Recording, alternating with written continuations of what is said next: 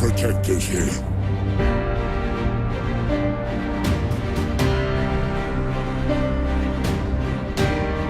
No lanterns. No Kryptonian. This world will fall. Like all the others.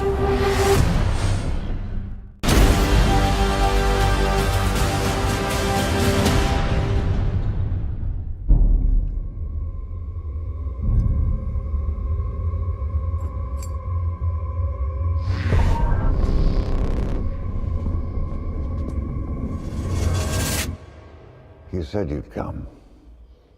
Now let's hope you're not too late.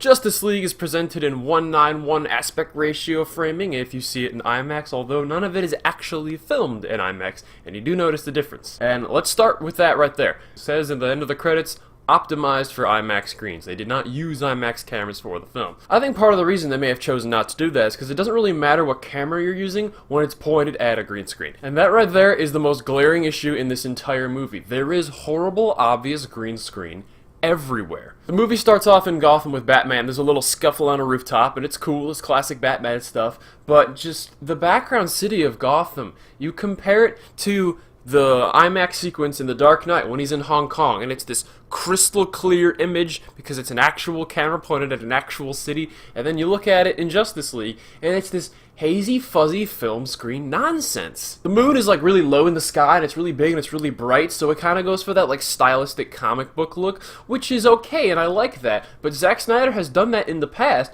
without the movie just looking fake. There is a difference between stylized and fake. The visual effects in Justice League are terrible. There's green screen everywhere. There's a scene where a bunch of Amazons on horses are like riding down a hill, and I swear to you, Lord of the Rings looks better. Oh, you don't like the effects, huh? Why don't you just go watch Transformers where effects If all that matters. No, quality visual effects are very, very important, especially in a superhero movie. This is a movie. This is a film. This is something that's supposed to be transporting me to another world. This is something that needs to maintain its fourth wall so I can then get invested in characters and story and then enjoy everything else that happens in the movie. But when I am constantly torn out of it by shitty awful green screen, shitty awful CGI, you lose that effect. Especially when Blade Runner came out just this fall. It's like the difference in visual quality is staggering. Blade Runner is crystal clear. Blade Runner is immersive. Blade Runner is atmospheric. And while Justice League has a completely different tone than Blade Runner,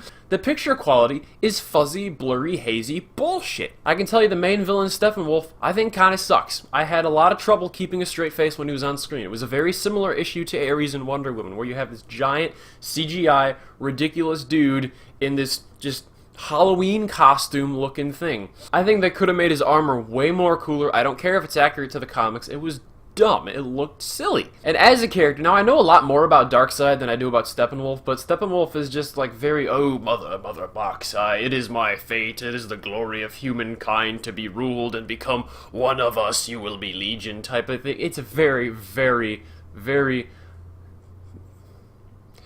Again, this is me trying to find a word that isn't generic, one-dimensional, flat, or lazy. But really, those are the four words that describe him. I mean, his voice sounded cool, but his writing was lame, and I did not like him as a character, and I did not think he was a menacing villain, and the Justice League barely has any trouble fighting him, so why should I be afraid of him? There is somebody that is absent in this movie, and I definitely missed him, and his name is Hans Zimmer. Hans Zimmer has composed the score for every Zack Snyder directed DC film, and he did some great work. And even in the movie that made him quit, where he thought he didn't do a very good job, Batman v Superman had music that was 100 times better than Justice League. I do not think Danny Elfman did half as good.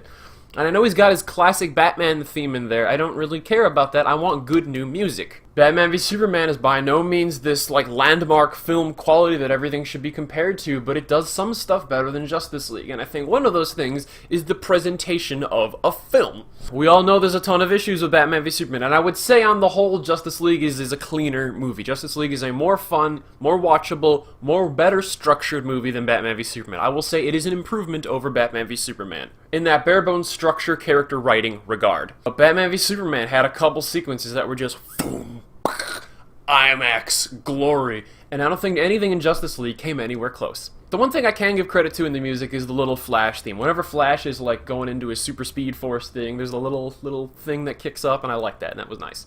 Well, those are all my negatives with the movie. I kind of wanted to get those out of the way first so I can leave on like a positive note, because there's good in this movie too. There was a little sequence at the beginning that I thought was really neat, and the opening credits, the title credits, are very Zack Snyder. There's a somber song playing, and I would say on the whole, the movie does still feel like a Zack Snyder film, but you can notice Joss Whedon influences from here to there, and that I think is a good balance. I do not hate Zack Snyder like everybody else seems to. I think he is good at some things and bad at others. One surprising positive about Justice League is that I loved pretty much everybody. I did not expect to. Flash I thought was going to be this cringy joke machine. That was not the case at all. They show his worst jokes in the trailers. In the movie, he's got a lot of great ones, and he's got a lot of the best moments, and there is that kind of like, you know, Peter Parker to Tony Stark relationship with Flash and Batman a little bit. I can't help but notice it. Superman I won't talk about much, but when he is in the movie, he's actually, you know, this lighthearted beacon of hope, like Superman is supposed to be. How nice is that? Ben Affleck as Batman and Jeremy Irons as Alfred are just as great as ever, and the more I see of the two of them together, the more I am anxiously awaiting a Batman solo movie. And the more I am begging and hoping and praying to God that Ben Affleck does not bow out of DC. You know, even Gal Gadot on Wonder Woman is starting to grow on me. I know I do not think she was the best choice for Wonder Woman. I did not like the Wonder Woman movie, as you know. But at this point in time, this is me saying she's officially Wonder Woman and everybody else loves it, so I just have to get over it, and it's too late for anything else to happen, so I'm just trying to make the best of my situation here. Cyborg too. Honestly, the CGI in him was some of the best in the movie. Cyborg is a much more reserved character. He doesn't make that line, "You should probably move," not even in the movie. In fact, there's a lot of lines from that first trailer that are not in the movie. So it's easy to tell from things like that that Joss Whedon clearly did some fixing while he was in charge. Aquaman is great, and I feel this movie did have a hurdle to overcome where every single one of the characters would be compared to someone from Avengers. Flash is Spider-Man, Batman's Tony Stark. Cyborg is standing out on his own pretty well because he's the most reserved of all the superhero characters I've seen. We might have an issue with Aquaman and Thor seeming similar because clearly there's some issues in Atlantis going on with father, son, daughter, queen, hierarchy, power issues, and that is a big thing in Thor. They definitely more embrace the metal aspect of him, and he's running around killing people, flying, and it's great. And really, that right there is the core of the movie. It's the heart of the movie, is the heroes. Like, seeing Batman and Wonder Woman go around collecting people and building up a team, and seeing that was enough to hold me for most of the movie. I did enjoy seeing that quite a bit. Props to the trailers for keeping the Superman thing secret, even though, you know that line where Alfred's like, "We knew you were coming, we could only hope. It's too late." Not in the movie at all. Not that line, not that scene. I don't know, man. And I don't want to be that guy who's all like, "Oh, this movie suffered from reshoot stuff," but it is very obvious when you watch the trailers and then you watch the final product that there's just a lot of stuff that's not there. But I do think the whole Superman aspect of Justice League was one of the better parts of the movie. The most emotional moment in the whole movie involves his mom. I do think the movie was definitely rushed. It does feel very short, and the final act, plays out very straightforwardly. I don't know if this is true, but I hear there's this mandate from Warner Brothers about every DC movie going out forward now having to be less than 2 hours, and if that's true, that's the reason, because it definitely hurt the movie. What the movie did well, way better than I expected it to, was to introduce a bunch of new superheroes and to form a Justice League, to create this spark, this little start beginning for DC. That, I think, they did well. What was missing, honestly, was good action. This is a superhero movie, this is an action movie, this is in the genre of action, and I think a lot of it has been done better, and I think for the most part, it's very average. And I am afraid going forward that in the whole DC backlash thing, they are going to abandon what few things I liked about Batman v Superman. I think the story is too straightforward and simple, and I think we had too much of a course correction. I think we oversteered away from Batman v Superman. I feel like this movie did play it way too safe, and they're like, hey, the less we attempt, the less we can get wrong.